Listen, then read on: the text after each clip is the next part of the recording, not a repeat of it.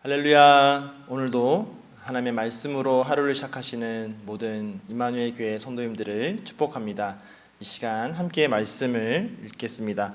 오늘 우리가 함께 읽을 말씀은 이사야서 19장 1절부터 4절까지의 말씀입니다. 이사야 19장 1절부터 4절. 제가 가진 성경으로는 구약 성경 988쪽에 있습니다. 우리 함께 읽도록 하겠습니다. 애굽에 관한 경고라. 보라, 여호와께서 빠른 구름을 타고 애굽에 임하시리니 애굽의 우상들이 그 앞에서 떨겠고 애굽인의 마음이 그 속에서 녹으리로다. 내가 애굽인을 격동하여 애굽인을 치리니 그들이 각기 형제를 치며 각기 이웃을 칠 것이요 성읍이 성읍을 치며 나라가 나라를 칠 것이며 애굽인의 정신이 그 속에서 쇠약할 것이요 그의 계획을 내가 깨뜨리리니 그들이 우상과 마술사와 신접한 자와 요술계에게 물으리로다. 내가 애굽인을 잔인한 주인의 손에 붙이리니 포악한 왕이 그들을 다스리리라. 주 만군의 여호와의 말씀이니라. 아멘. 이 시간 함께 기도하겠습니다. 사랑해 주님, 감사합니다. 오늘도 우리에게 새 하루를 허락하여 주셔서 주님과 함께 동행하며 주님을 위해 살게 해 주심에 감사를 드립니다. 오늘도 우리에게 들려주신 이 말씀이 우리의 삶을 통하여 열매 맺을 수 있도록 오늘도 온전히 주님만을 의지하며 주님만을 신뢰하며 이 하루의 삶을 걸어가는 우리 모두가 되게 하여 주시옵소서. 감사드리며 살아계신 예수 그리스도의 이름으로 기도드립니다. 아멘. 오늘 우리 함께 읽은 말씀 이사야 19장의 말씀은 13장부터 이어지고 있는 열방에 대한 하나님의 심판 가운데 특별히 오늘은 애굽에 대한 하나님의 심판의 말씀을 우리가 함께 보게 됩니다. 1절 말씀이 이렇게 시작합니다. 애굽에 관한 경고라. 보라, 여호와께서 빠른 구름을 타고 애굽에 임하시리니 애굽의 우상들이 그 앞에서 떨겠고 애굽인의 마음이 그 속에서 녹으리로다. 애굽에 관한 경고라라고 하시면서 여호와께서 애굽에 임하실 거라고, 그때에 애굽이 떨겠다고, 애굽인의 마음이 녹을 것이라고 그렇게 이야기합니다. 왜 애굽인의 마음이 이렇게 떨고 두려워 녹는 것일까요? 그것은 바로 아마 학습 효과 때문일 것입니다. 여러분, 매도 맞아본 사람이 또 다시 맞을 때 그 두려움을 잘 알듯이 애굽이 바로 그런 것이죠. 과거 이스라엘 백성들을 그들의 종으로 데리고 있을 그때에 하나님으로부터 10가지의 재앙을 당하였던, 또 그들이 애굽을 떠날 때에 뒤쫓아갔다가 홍해에서 몰살당하였던 그것들을 그들의 부모로부터 이어서 들려 왔던 그 이야기들, 그 이야기들이 이제 실제로 그들의 눈앞에서 펼쳐진다면 아마도 그들의 마음이 오늘 말씀처럼 녹을 것이고 두려워 떨게 될 것입니다. 아마도 그 무서운 이야기가, 부모로부터 들었던 그 무서운 이야기가 이제 현실되어서 눈앞에 나타난다면 아마도 그들의 두려움은 우리가 쉽게 상상할 수 없는 그런 두려움이 될 것입니다. 자, 그런데 하나님께서 왜 이 애굽을 심판하시는 것일까요? 하나님께서 애굽에 대하여 그들을 심판하시는 이유는 애굽이 종교적으로 또 도덕적으로 타락하였기 때문이죠. 하나님을 떠난 그 백성들의 모습을 그대로 보여주기 때문에 하나님으로부터 심판을 받는 것입니다.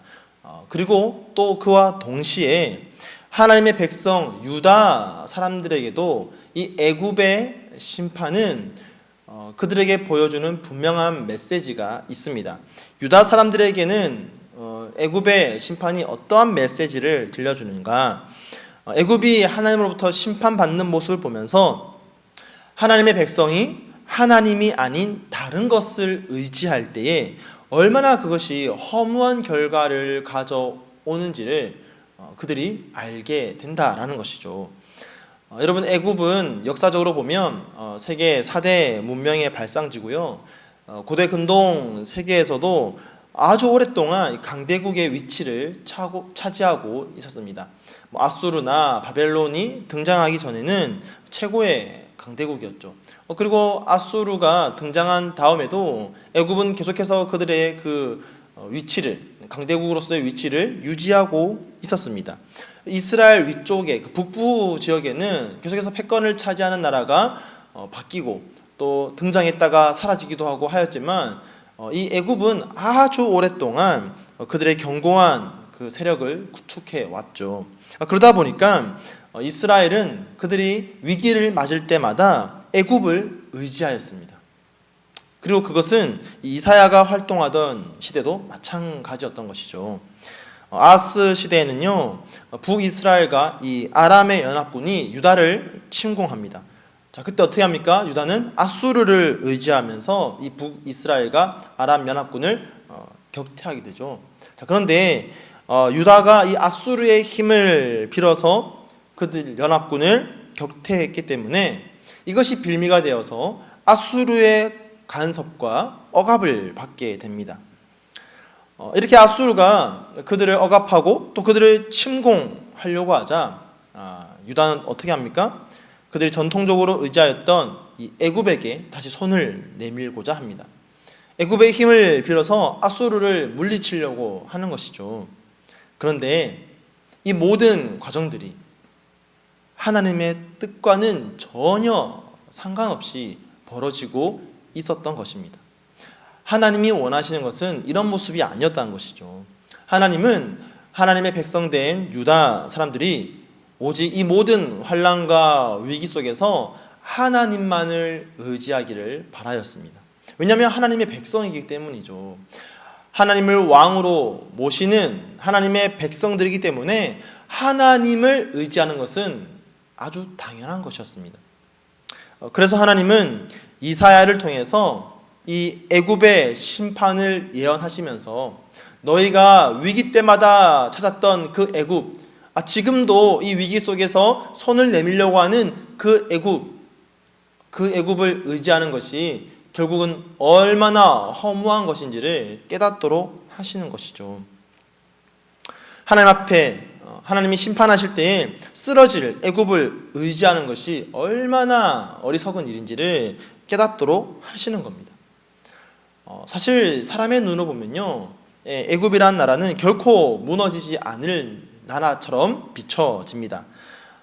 물론 아수르가 강대국이긴 하지만 애굽도 굉장히 강한 힘을 가지고 있는 나라이기 때문에 적어도 애굽 정도는 아수르를 막아내고 또 이겨낼 수 있을 거라고 믿게 되는 것이죠.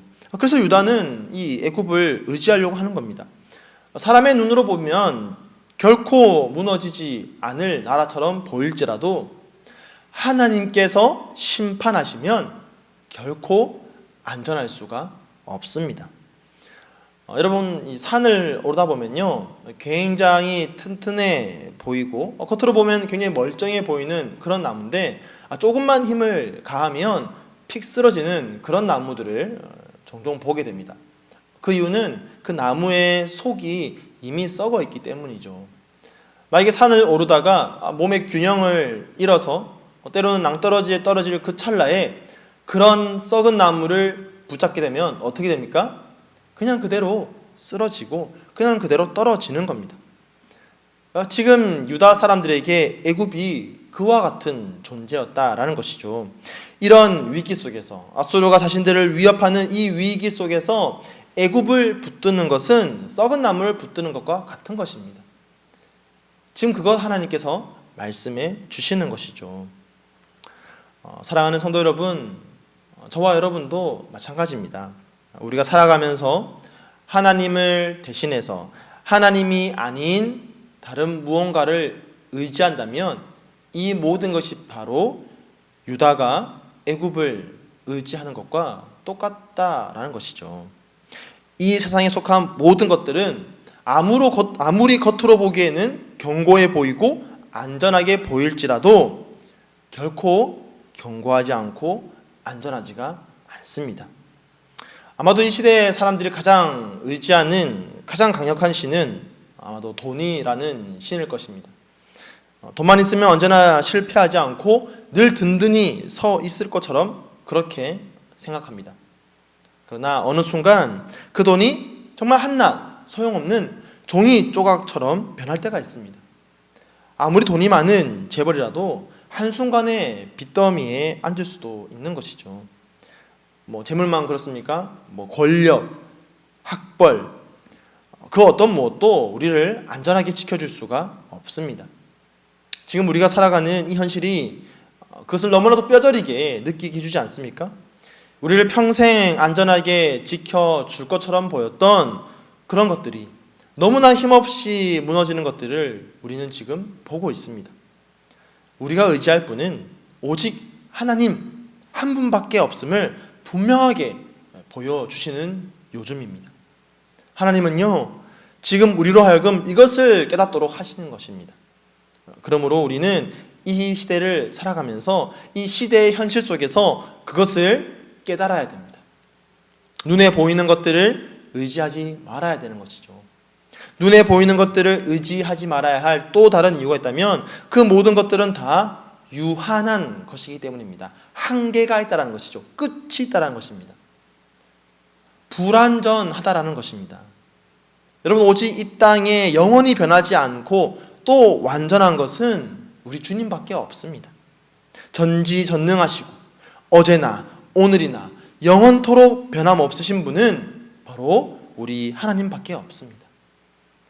그분을 찾는 자들을 한결같이 맞아주시고 또 그들을 위해서 신실하게 쉬지 않고 일하시는 분은 오직 우리 하나님 한 분밖에 없습니다. 여러분 믿으십니까? 끝까지 우리와 맺은 그 약속을 지킬 수 있는 분은 오직 하나님 한 분밖에 없다라는 것입니다. 오늘 3절 한번 보겠습니다. 3절은 이렇게 말하고 있습니다. 애굽인의 정신이 그 속에서 쇠약할 것이요 그의 계획을 내가 깨뜨리리니 그들이 우상과 마술사와 신접한 자와 요술객에게 물으리로다. 하나님께서 그들의 계획을 깨뜨리신다라고 합니다. 여기서 계획이라는 단어는요, 어떤 중요한 사건, 중대사를 결정하기 위해서 여러 사람이 함께 모여서 의견을 내고 또 종합하고 숙고하여서 그렇게 내놓은 하나의 좋은 방안을 나타내는 표현입니다. 아마도 애굽 사람들은 국가의 위기 속에서 그 위기를 이겨내기 위해서 각계의 지도자들, 또 지혜 있는 자들, 또 실무자들이 함께 모여서 머리를 모으고 가장 좋은 해결책을 궁리했을 것입니다. 그리고는 그 가장 좋은 해결책이라고 여겨지는 것을 선택하고 실천했겠죠. 그렇게 지금까지 나라를 운행해 왔을 겁니다. 그들의 지혜가 완전하다라고 생각했을 것입니다. 그런데 우리 하나님 뭐라고 말씀하십니까? 내가 그 계획을 깨뜨리겠다. 하나님 없이 사람들의 지혜와 노력으로 만들어진 계획은 하나님 앞에서 아무런 가치가 없습니다.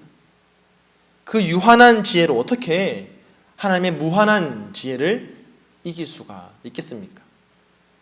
그래서 우리가 읽지는 않았지만 12절, 13절 말씀 보면요, 이렇게 말하고 있습니다. 너의 지혜로운 자가 어디 있느냐? 그들이 만군의 여호와께서 애굽에 대하여 정하신 뜻을 알 것이요 곧 내게 말할 것이니라.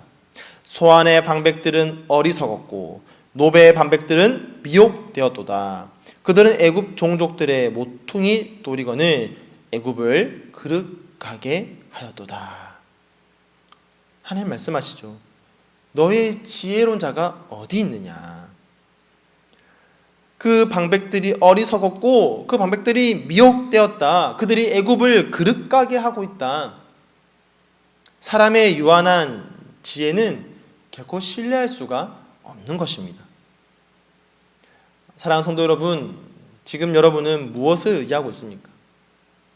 무엇을 계획하고 있습니까?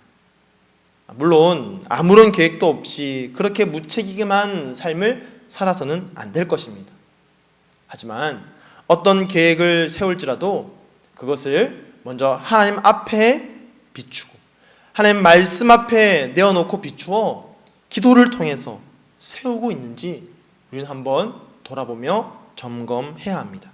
만약 그렇지 않으면 우리는 우리의 유한함을, 우리의 한계를 드러낼 뿐입니다. 또한 우리가 우리의 한계를 깨달을 때 또 다른 유한한 사람, 또 한계가 있는 세상의 그 어떠함으로 채우려고 할 뿐이죠. 그러므로 우리는 전지전능하시고 변함없으시고 오늘도 한결같이 신실하신 그 주님 앞에, 또 그 주님이 우리에게 주신 이 말씀 앞에 우리의 삶을 비추고 하나님의 지혜를 구하면서 우리의 인생을 온전히 주님께 맡겨야 할 것입니다. 그 주님의 계획 아래 우리의 삶을 올려드리고 오직 하나님만을 의지하며 살아가는 그런 저와 여러분 되기를 예수님의 이름으로 간절히 축원드립니다. 우리 시간 말씀을 기억하면서 함께 기도하겠습니다. 유한한 나의 지혜, 결코 견고하지 않을 세상의 그 어떤 무엇을 의지하는 것이 아니라 오직 주님만을 의지하며 살겠습니다. 그렇게 결단하면서 함께 기도하겠습니다. 또 오늘은 화요일입니다. 요일별 기도 제목, 오늘 화요일 장기 환우들과 디모데 청년부를 위해서 함께 기도하겠습니다. 김만혁, 김원수, 김숙자, 김은서, 오병욱, 이동숙, 이봉숙, 홍용철, 린다 터너, 이렇게 우리가 함께 기도하는 한 분 한 분 장기 환우들의 이름을 불러가면서 함께 기도하시고요. 또 마지막으로 디모데 청년부를 위해서 기도할 때 이제 새롭게 시작된 가을 학기를 통해서 디모데 청년부 모든 청년들이 한 뼘 더 성장하는 그런 올 한 해가 될 수 있도록 우리 시간 함께 기도하도록 하겠습니다. 함께 기도하겠습니다.